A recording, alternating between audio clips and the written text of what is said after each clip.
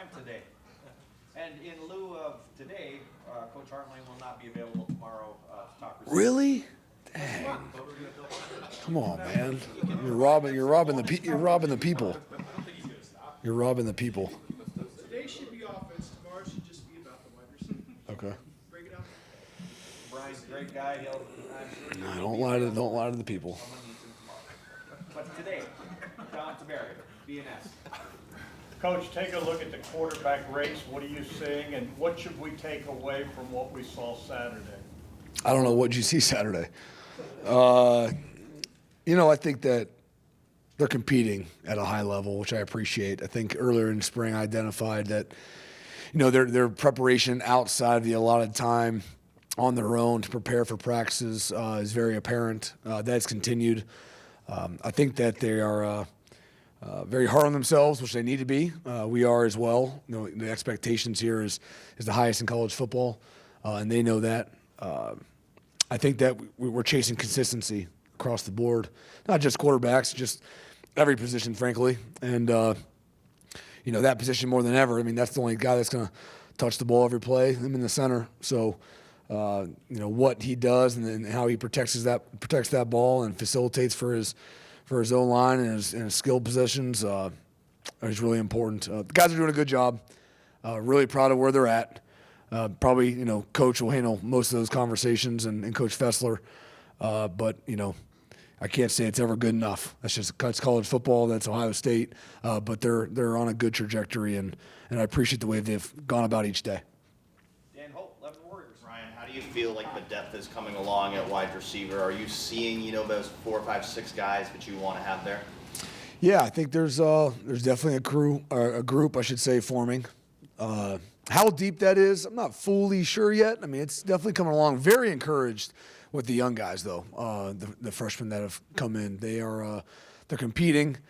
They are making mistakes, but quicking the mistakes quickly and not making repeated mistakes. They're making some plays. There's probably some consistency level at which they, you wish it was a little better, but they're doing a good job taking meetings to the field. So lots of encouraging sign early on, and I anticipate that to continue through summer. Jake Trotter, ESPN.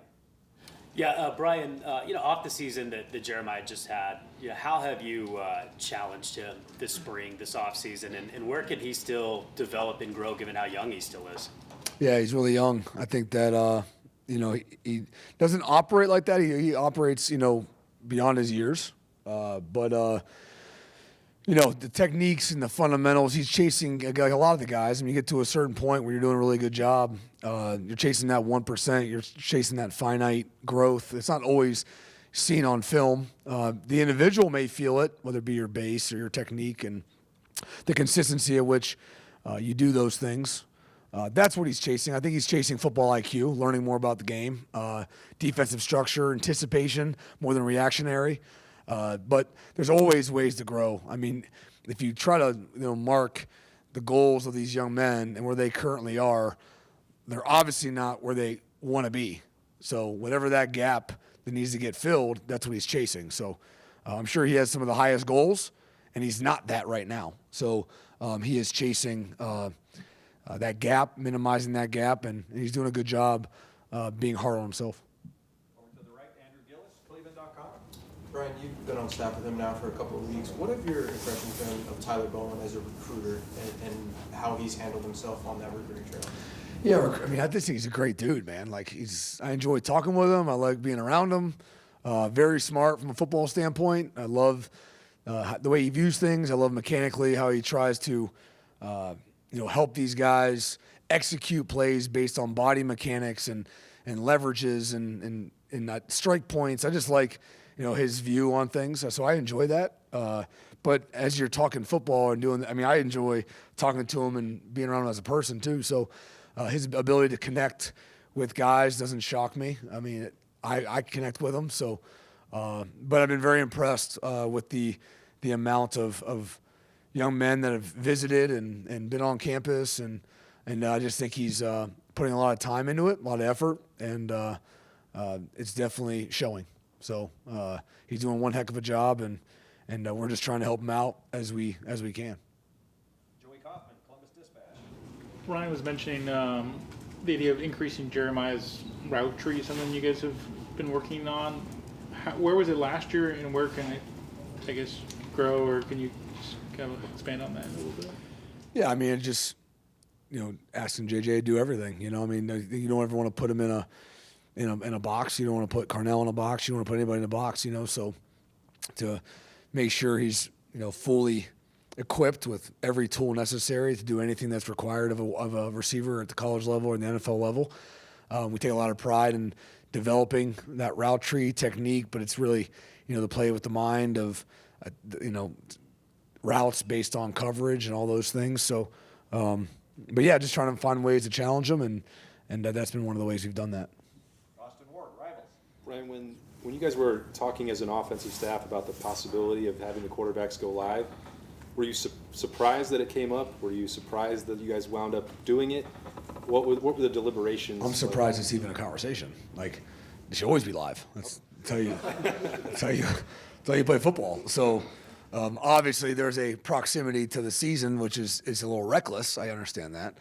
But in spring, when you're competing for jobs, I mean, if I'm a quarterback, I'm asking to be live so I can show him how I'm different than, anyone that can't be live. You know what I mean? You're always trying to find an edge. And if you're never fully live, I don't think you fully give guys opportunity to be who they want to be or be who they can be. So that being said, I will cast my vote, but that will not be my final decision on that. But I will cast my vote.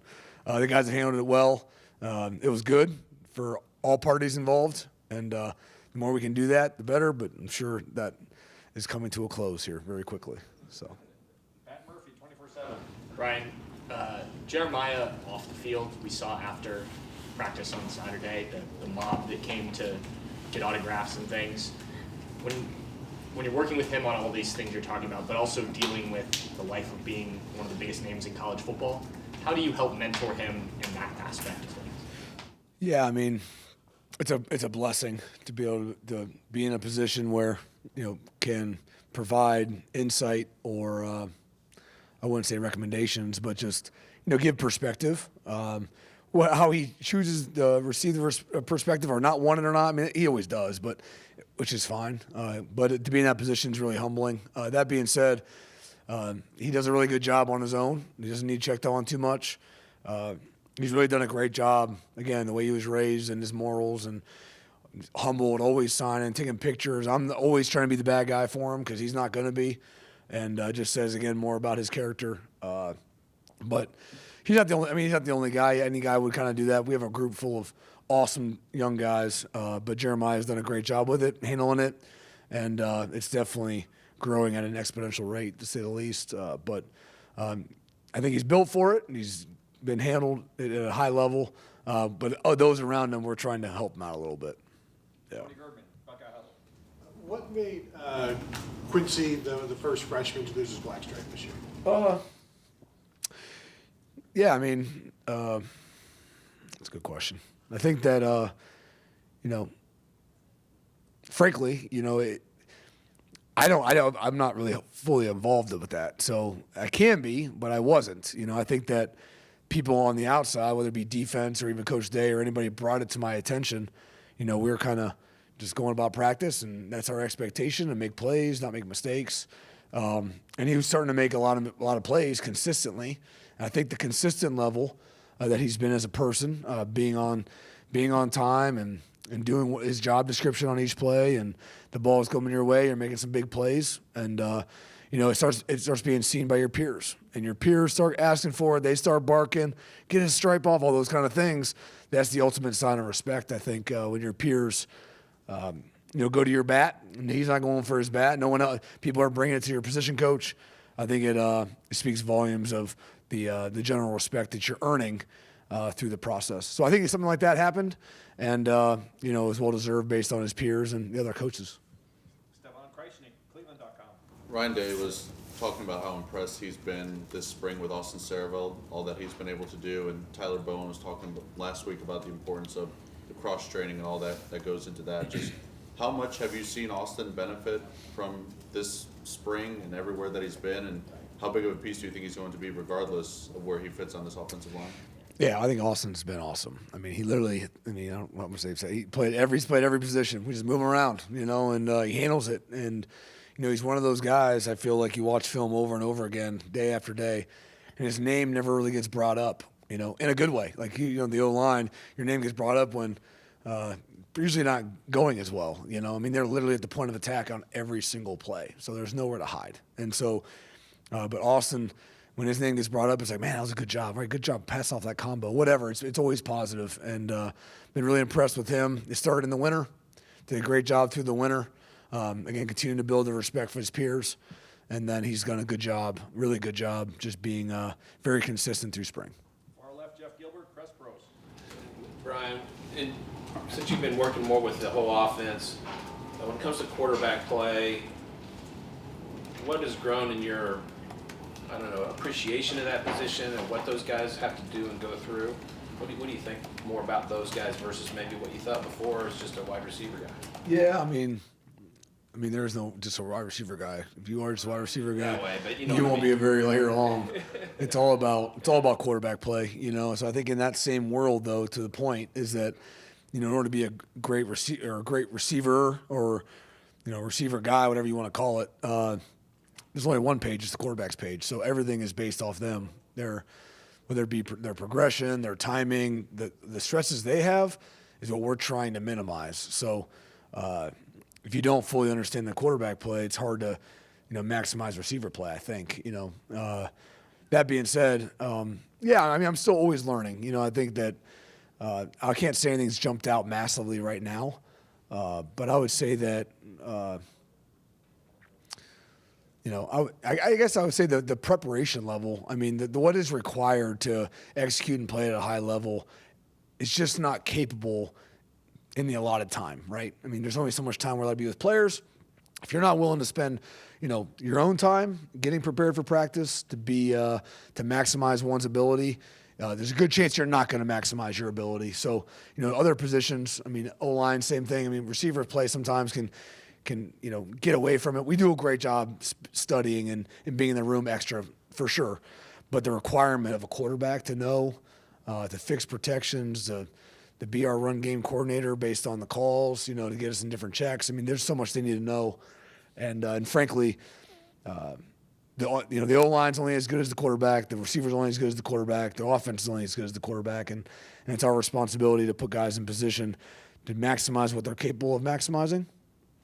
But their inability to notice that they need to spend extra time outside the allotted time, I think is critical. And the amount that it takes, I guess I was maybe a little naive to, but the guys are doing a great job doing it.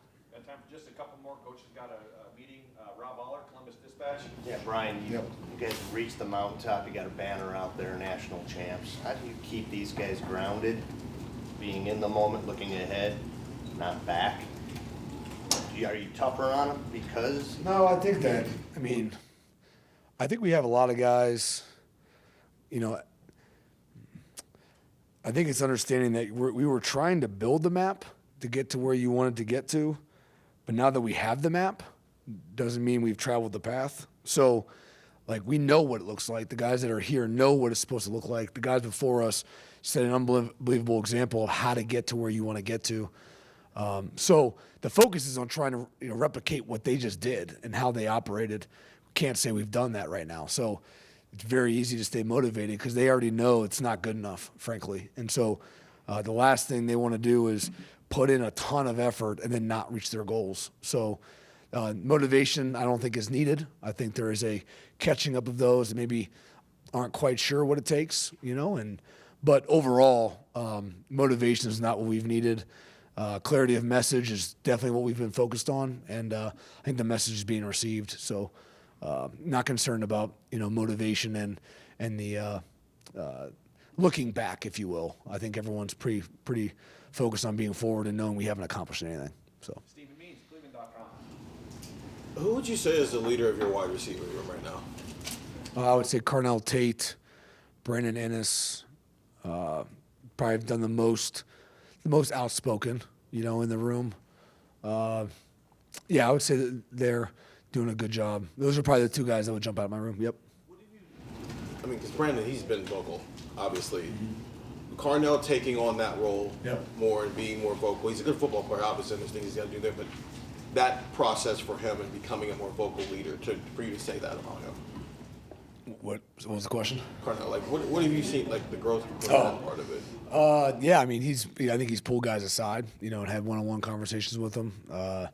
He's locked into, I think he saw the impact that Emeka made and the role he played, and to think that you're going to lose that and then be a better group probably doesn't mathematically make sense to him. So someone's got to step up in that role. And one, everyone respects him. Two, he knows he's capable of it. And it's just the desire and the appreciation, I think, to be at the older table now, at the older head, and appreciate the way Emeka probably went about his business. And so he probably valued that, appreciated that, and he's just making sure we still have that. Final question, Bill Rubin with Columbus Dispatch. Could you assess the running back room? I think it's pretty much assumed both those running backs, CJ and James, think that a tandem system is probably the way you got to go again. How do you think how is it working? And do you see third and maybe fourth guys popping in there? I think that, in college football, or NFL football, any football really, you got to have depth in the running back room. I think that it's very apparent in the NFL. It's usually a two-back system. Very rarely is it one guy. But in college, I think we saw the benefit of that last year. The ability to complement each other is really important. I think the ability for us to identify what they do great and put them in good positions to be what they are, or what they're best at, I should say, is really important as a coaching staff. I've been very impressed with even the younger guys, Sam and Bo, and the way they've come along. Consistency is still what you're chasing, right? You're always able to. That's why you're here. But how often you do it ultimately dictates how much you play. So, but overall, I think Locke's been on them. They understand the standard in pass pro, and not being a guy we got to sub out because you can't pass protect. So we were blessed, especially with Trey last year and Quinshawn. So, but no, these guys have done a good job. They're competing. They've been very coachable. It's shown up a lot on film.